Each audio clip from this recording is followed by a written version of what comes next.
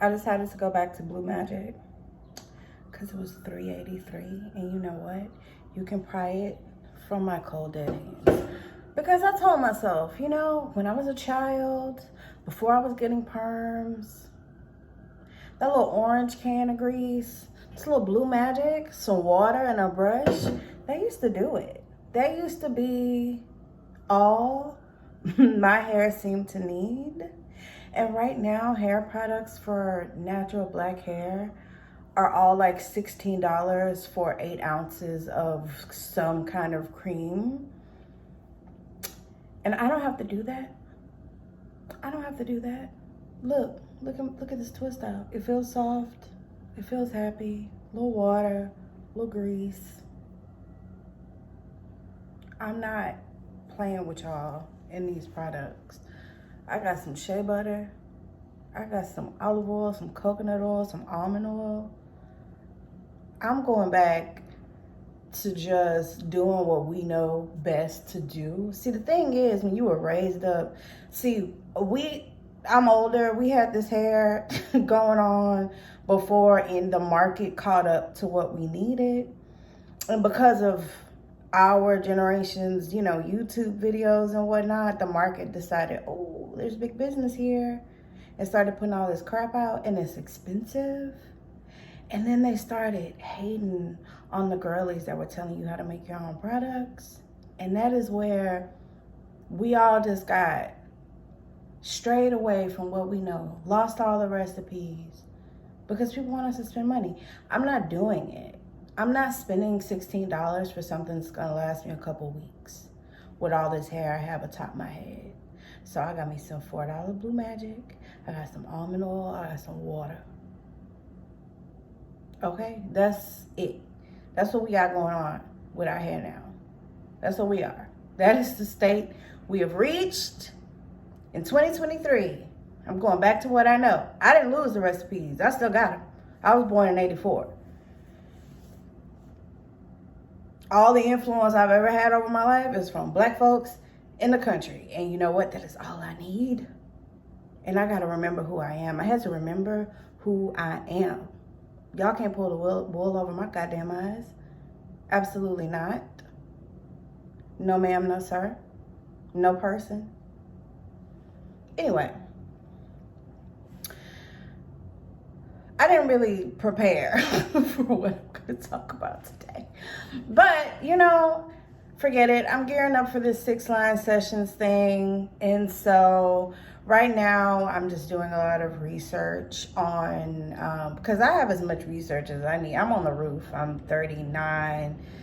I'm 9 years on the roof. And I realized I went to the roof kicking and screaming. That's why the first few years of my 30s felt disastrous, because I wasn't supposed to be living that extreme adventure time life, and it was painful and it was heartbreaking, and I wasn't ready to kind of give up the kind of fake extrovertedness that I had going on the first third of my life. And so when life sat me down and I kept trying to go do things, and it just would sit me down harder.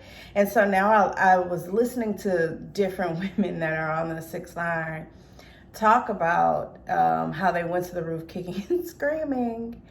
And I was like, yeah, because when people tell me they're turning 33 and I need to stop doing this, I just kind of go, Jesus Christ, you know what I mean? And I'll literally, right? Because they call it your Jesus year and things of that nature. And I really my 33rd year of life felt like I was being tortured by life.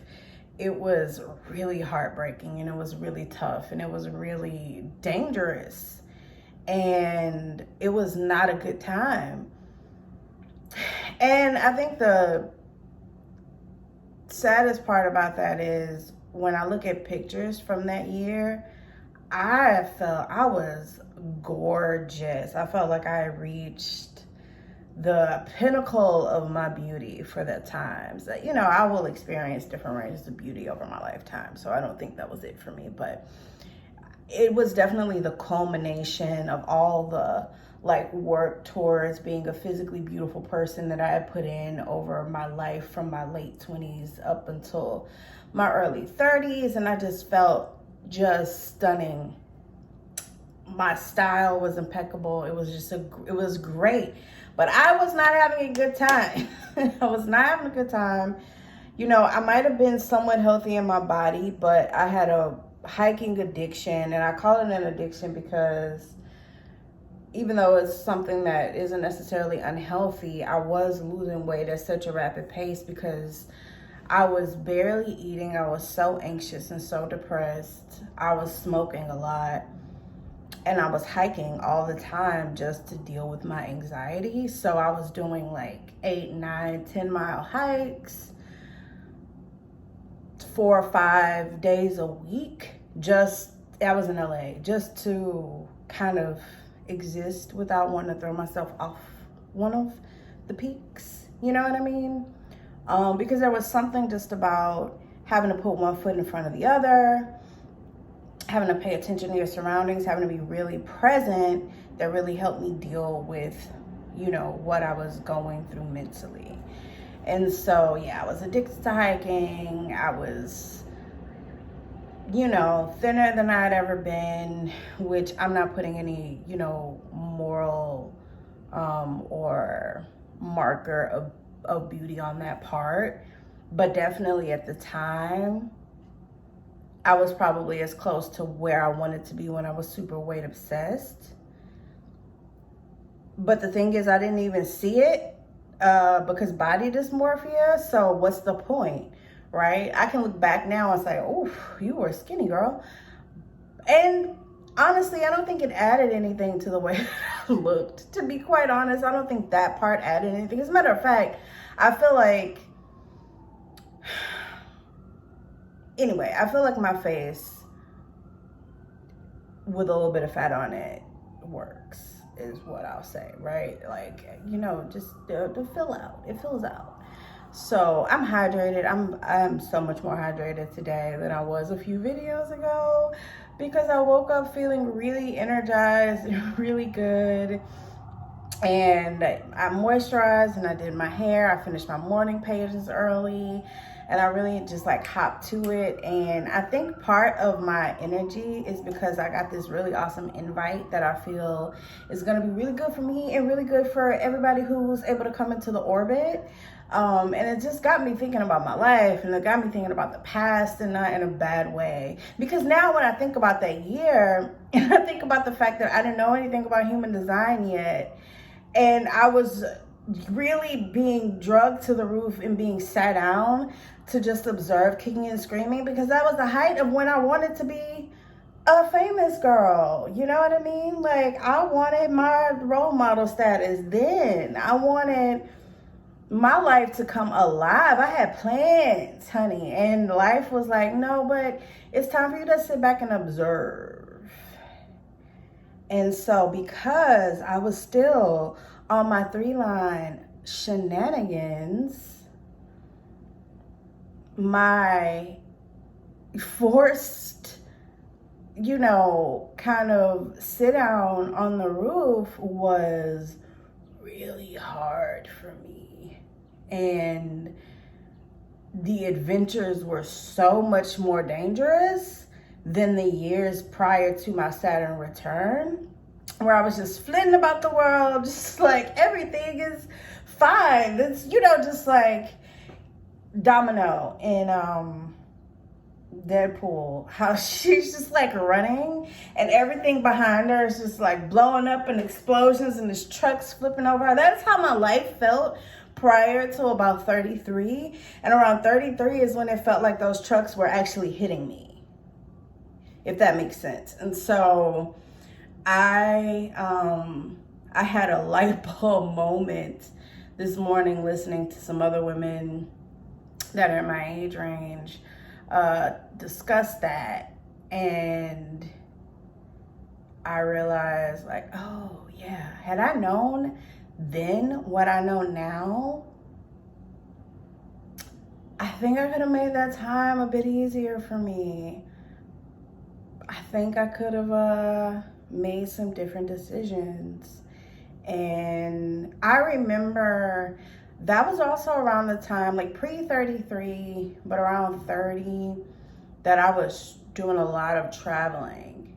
And I you know, had some tough times because I didn't have a lot of money. I definitely was a traveling little vagabond, you know what I mean? I was couch surfing and all that kind of stuff. And that was all fine. Sometimes I almost got stranded in Europe once with my best friend, and that was a really scary time, but it was also kind of exhilarating in a way. It wasn't as traumatizing as my 30 year of life. I would talk about all this stuff in more detail during the sessions, but I remember the first year that I went traveling around Europe, I went alone. And I remember I would always say, like, my favorite thing to do is be in a house in different places in the world. And that's such an on the roof thing because I'm also a 2-line, so I'm a 6'2".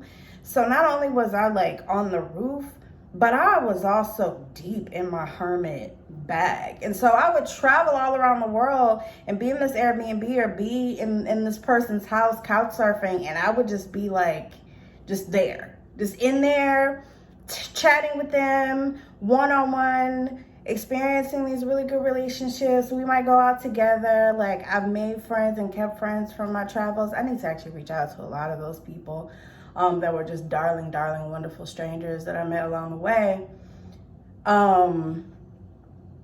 But I remember my friends being like, girl, go outside. Like, you're in Germany, you're in Berlin, go party, go do this. And I'm like, yeah, I just kind of, you know, it's just beautiful to sit, you know, in the window and look at how beautiful this scenery is and just ride a train for 11 hours or whatever. Like, I was really acting like a person on the roof, even though I was still out adventuring.